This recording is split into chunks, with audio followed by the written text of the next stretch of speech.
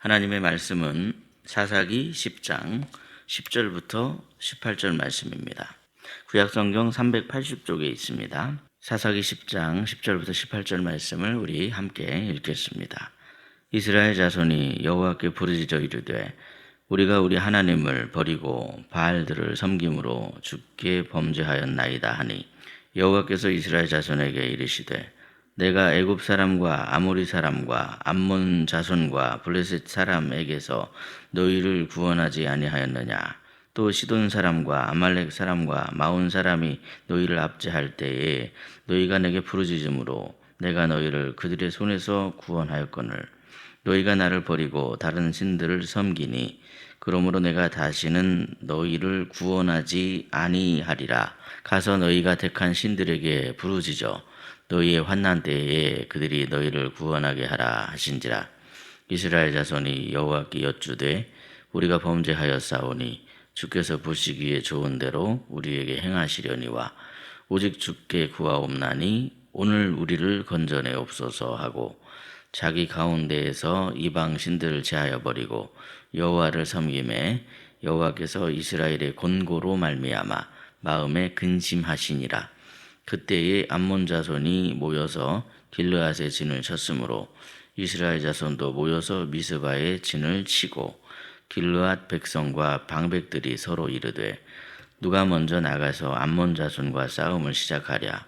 그가 길르앗 모든 주민의 머리가 되리라 하니라. 아멘. 3월의 첫날 사사기의 말씀으로 하루의 삶을 열어가시는 저와 여러분의 삶에 여호와 샬롬의 은총이 가득하시기를 예수님의 이름으로 축복합니다. 만약에 나에게 맨날 거짓말하는 어떤 친구가 있다고 생각해 봅시다. 그런데 그 친구가 어느 날 또 거짓말을 하다가 그만 들켜버렸습니다. 그래도 미안하다고 다시는 안 그러겠다고 사과하길래 받아주고 다시 그 친구에게 내 마음을 줍니다. 그런데 그러다가 또 얼마 안 가서 그 친구가 나에게 거짓말을 합니다. 이번이 벌써 10번째입니다. 상습입니다. 그런 친구가 잘못을 뉘우치고 용서한다고 한다면 여러분이라면 어떻게 하시겠습니까? 만약에 그런 친구가 나에게 있다면 우리는 그런 친구를 또다시 용서하고 싶은 마음이 별로 없을 것입니다. 왜냐하면 그 친구는 기회만 되면 또다시 나에게 거짓말을 하고 나에게 상처를 주고 나를 속일 것이 뻔하기 때문에 그렇죠. 그런데 우리 하나님께서는 그러지 아니하시고 또다시 기회를 주시는 하나님이십니다.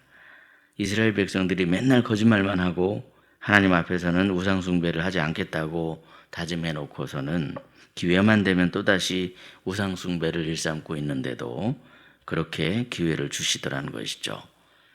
이처럼 하나님께서는 이들을 끝까지 포기하지 아니하시고 이들에게 계속해서 마음을 주고 계시는 그런 모습입니다. 우리는 사사기의 말씀을 통해서 우상 숭배의 유혹이 얼마나 끊기 힘든 강력한 유혹인가를 알게 됩니다. 하나님의 은혜를 잊어버리고 하나님의 사랑을 잊어버리면 금방 빠져버리고 마는 것이 이 우상 숭배의 유혹이더라는 것이죠. 그것은 아마 우리도 마찬가지일 겁니다. 만약에 하나님께서 우리에게 베풀어 주신 그 은혜가 없다고 한다면, 우리가 그 은혜를 잊어버린다고 한다면 나는 절대로 우상숭배에 빠지지 않을 자신이 있어. 그런 식으로 누구도 장담하기란 어렵더라는 사실입니다. 그래서 우상숭배의 유혹을 우리가 멀리하고 그 유혹에 빠지지 않기 위해서는 하나님께서 나에게 베풀어 주신 그 은혜를 잊지 않는 마음이 얼마나 중요한지 모릅니다. 오늘 본문의 말씀에서도 하나님께서는 자신들의 잘못을 뉘우치고 있는 이스라엘 백성들을 향해서 이들이 우상숭배의 늪에서 벗어날 수 있도록 이들에게 베풀어 주신 은혜를 다시 한번 떠올리게 해주시는 그런 말씀을 하십니다. 그런데 먼저 본문 10절 말씀을 보시면 이스라엘 자손이 여호와께 부르짖어 이르되 우리가 우리 하나님을 버리고 바알들을 섬김으로 주께 범죄하였나이다 하니 그랬습니다. 이 본문 10절 말씀은 이스라엘 백성들이 자신들의 그 잘못을 깨닫는 장면으로 시작을 하고 있지만 사실 이들이 자기들의 잘못을 곧바로 깨달은 것은 아닙니다. 본문 바로 앞에 있는 말씀 참고해 보시면 이들은 무려 18년 동안이나 이방 족속들에게 압제를 당하고 있었습니다. 그래서 본문의 말씀을 묵상해 보시면 이들이 좀 더 빨리 깨닫고 회개했더라면 더 좋았을 텐데 그런 생각을 할 수밖에 없습니다. 그런데 그럼에도 거기서 좀 더 생각을 해보시면 본문의 말씀 속에는 이스라엘 백성들이 오랜 세월 동안 그처럼 우상숭배의 죄를 끊어버리지 못하고 있었음에도 불구하고 그래도 이들을 끝까지 포기하지 아니하시는 우리 하나님의 사랑을 깨달을 수 있습니다. 어째서 그렇게 생각할 수 있겠습니까? 만약에 하나님께서 이스라엘 백성들이 우상숭배를 하거나 말거나 그냥 아무런 상관도 하지 아니하시고 이들을 그냥 내버려 두셨다라고 한다면 이들의 나중 형편은 훨씬 더 어려워질 수밖에 없었을 것입니다. 그럼에도 이들을 끝까지 포기하지 않으셨기 때문에 이 주변의 나라들을 통해서라도 깨닫고 회개할 수 있도록 이들이 회개하고 돌이킬 때까지 참고 기다려주시는 하나님이시더라는 것이죠. 그런데 이 이스라엘 백성들이 드디어 자신들의 잘못을 인정하고 회개하자 하나님께서 하신 말씀이 무엇입니까? 우리 본문 11절과 12절 말씀인데요. 11절, 12절 말씀을 함께 읽겠습니다. 시작. 여호와께서 이스라엘 자손에게 이르시되 내가 애굽 사람과 아모리 사람과 암몬 자손과 블레셋 사람에게서 너희를 구원하지 아니하였느냐? 또 시돈 사람과 아말렉 사람과 마온 사람이 너희를 압제할 때 너희가 내게 부르짖음으로 내가 너희를 그들의 손에서 구원하였거늘. 아멘. 이 본문 11절과 12절 말씀은 한마디로 말해서 그동안에 하나님께서 너희에게 베푸신 은혜를 기억하라 하는 그런 말씀입니다. 은혜를 기억해야 한다는 겁니다. 아브라함과 언약을 맺으신 하나님께서는 이 아브라함의 후손들인 이스라엘 자손들이 애굽에서 압제를 당하고 있을 때 그들을 애굽에서 건져내 주셨습니다. 구원해 주셨습니다. 그런데 생각해 보시면 이스라엘 백성들이 뭔가 구원받을 만한 행동을 해서 그들을 구원해 주신 것이 아닙니다. 다시 말해서 순전히 이들을 은혜로 구원해 주셨다는 것이죠. 그것은 아모리 사람에게서 이들을 구원해 주실 때도 마찬가지고 암몬 사람이나 블레셋 사람에게서 이들을 구원해 주실 때도 마찬가지이며 시돈 사람, 아말렉 사람, 마온 사람에게서 이들을 구원해 주실 때에도 다 마찬가지더라는 겁니다. 출애굽기 20장 2절 말씀을 보시면 하나님께서는 이스라엘 백성들과 언약을 맺으시면서 나는 너를 애굽 땅 종되었던 집에서 인도하여 낸 내 하나님 여호와라 그렇게 말씀하십니다. 과연 하나님께서 이스라엘 백성들과 언약을 맺으시면서 왜 이런 말씀을 먼저 하셨던 것일까요? 한마디로 하나님 나라의 백성으로 살아가기 위해서 반드시 필요하고 중요한 것은 먼저 은혜를 기억하는 것이더라는 사실입니다. 하나님께서 그들에게 베푸신 은혜를 기억하고 그 은혜를 붙잡을 때에 하나님의 백성으로 살아갈 수 있도록 힘과 능력을 더해 주시는 좋으신 하나님이시더라는 것이죠. 그런데 여러분, 그것은 우리도 마찬가지입니다. 우리가 하나님의 자녀된 삶을 살아가기 위해서는 먼저 하나님께서 우리를 구원해 주시고 자녀 삼아 주신 그 은혜를 기억하고 확신할 때, 그리고 그 은혜를 붙잡을 때 비로소 우리가 그 은혜를 힘입어 하나님의 자녀된 삶을 바르게 살아갈 수 있습니다. 그래서 본문 13절 말씀에도 보시면 너희가 나를 버리고 다른 신들을 섬기니 그러므로 내가 다시는 너희를 구원하지 아니하리라 그러십니다. 이 말씀이 무슨 말씀입니까? 이 말씀 단순히 내가 너희를 절대로 구원하지 않을 거야, 구원을 거절하는 그런 말씀이 아니십니다. 이스라엘 백성들이 하나님의 은혜를 깨닫지 못하면 아무리 10번이고 20번이고 100번이고 1000번이고 이들을 구원해 주시더라도 맨날 도루묵이 되고 헛일이 되고 말 테니 뭐하러 구원하겠냐, 그러니 얼른 은혜를 깨닫고 우상을 버려라 하는 그런 의미가 담겨져 있더라는 거죠.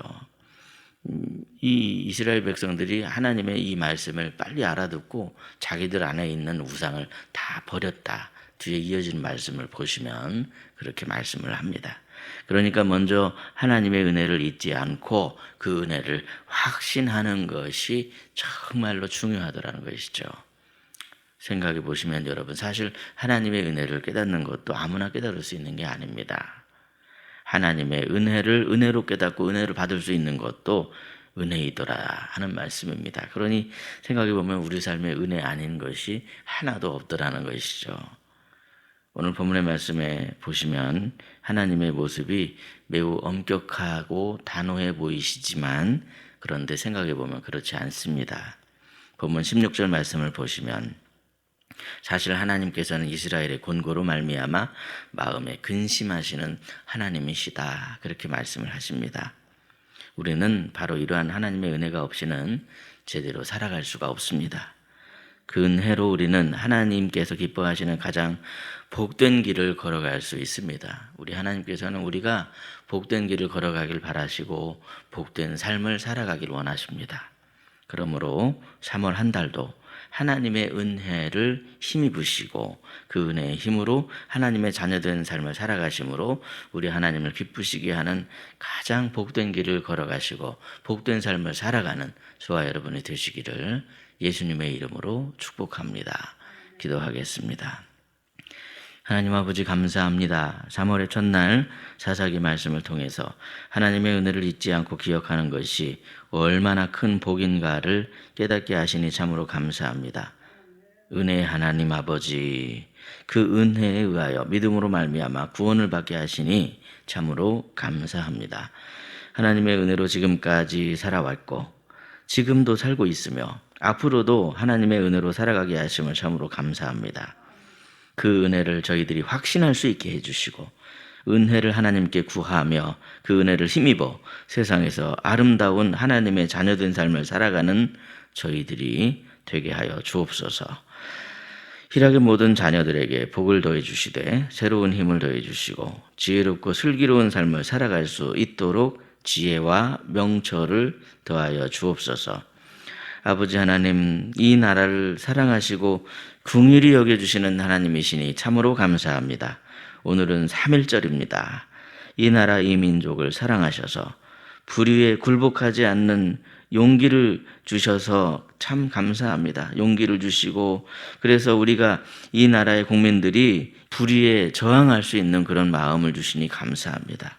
비록 바라는 것은 이 나라의 국민들이 그러한 불의한 의도를 지니고 있는 선동에 휩쓸리지 않을 수 있도록 지혜와 힘을 더하여 주시옵소서.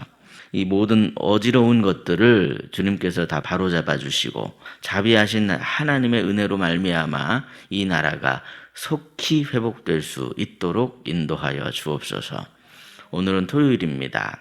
기락의 모든 가정이 주일을 준비할 수 있는 마음을 주시고 주님의 제단을 통해서 내려주시는 그 은혜를 사모함으로 강물처럼 흘러넘치는 은혜가 희락의 가정마다 가득가득하게 하여 주시옵소서.